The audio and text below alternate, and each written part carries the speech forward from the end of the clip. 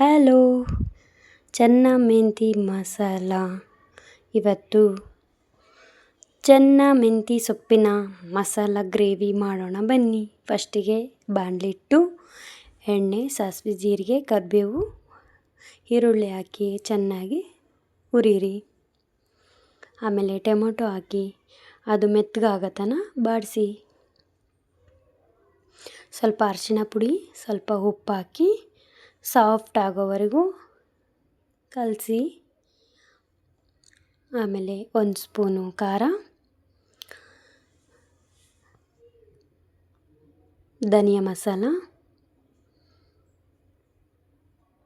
ಚೆನ್ನಾಗಿ ಎಣ್ಣೆ ತೇಲತನ ಹುರಿರಿ. ಆಮೇಲೆ ಚೆನ್ನಾಗಿ ತೊಳೆದಿಟ್ಟಿರೋದು ಮೆಂತ್ಯ ಸೊಪ್ಪು ಕಟ್ ಮಾಡಿ ಹಾಕಿ ಚೆನ್ನಾಗಿ ಬೇಯೋವರೆಗೂ ಕಲಸಿ. ಈ ಥರ ಸಾಫ್ಟ್ ಆದಮೇಲೆ ಕುದಿಸಿ ಇಟ್ಟಿರ್ತೀವಲ್ಲ ಕಡಲೆಕಾಳು, ನಾವು ರಾತ್ರಿಯೇ ನೆನೆ ಹಾಕಿ ಮೊಳಕೆ ಬರಿಸಿದ್ವಿ. ಆಮೇಲೆ 3 ವಿಸಲ್ ಹಾಕಿ ಬೇಯಿಸಿಟ್ಕೊಂಡಿದ್ವಿ.